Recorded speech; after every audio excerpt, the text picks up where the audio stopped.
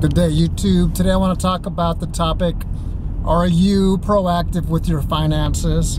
Do you take the time to review your mail, your bank statement when that comes in, your credit card statement when that comes in?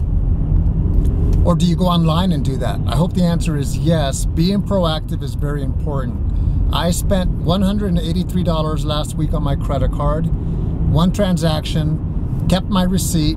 A few days later, I went online and I was looking at my statement and it said $233. So I quickly went and found my invoice for $183. I called the business and I asked them, why are you charging me $233 when it should be $183? And they said, we actually authorized $233, but when it goes final, it should say $183. So check back in a day or two. Once it goes final, make sure it's good to go. And that's exactly what happened. They charged me $183, which was the right amount. Has it ever happened where somebody overcharges us? And do we catch that? Hopefully the answer is yes.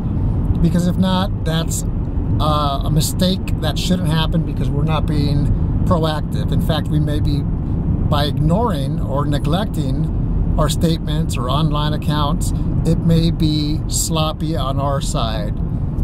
Do you pay overdraft fees or over the limit fees?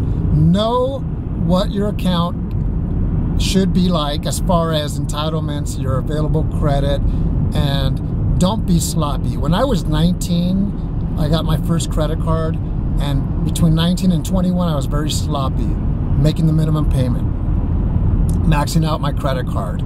If I can afford the monthly payment, I could afford whatever it is that I was buying. I would buy a shirt for $150. Not smart. And on top of that, I would pay interest.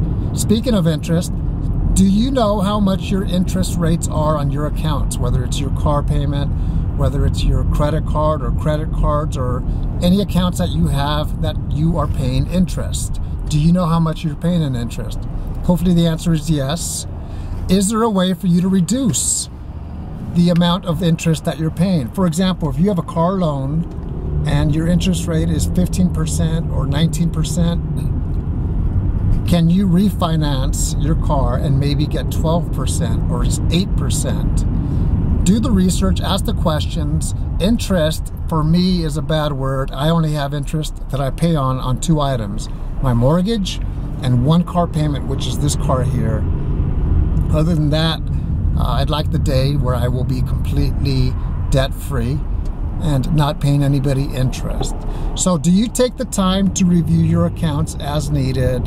If somebody were to ask you a question, how much is your balance on this account?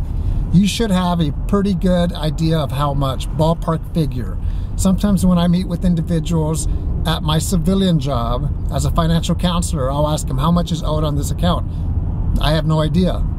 Well, is it 200 or is it 2,000? I have no idea. Have an idea of how much you owe if you owe something.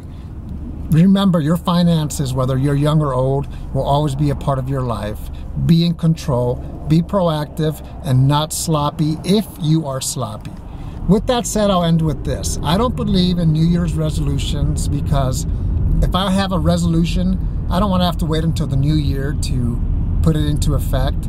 So I believe in if I have a goal today that I just thought about, or next month, I'm going to start doing whatever I have to make that goal a reality. What are your plans with your finances for 2015? It's a good question to ask yourself, and I'm sure many of you have a lot of great plans. Make it happen. You have a good day. Take care.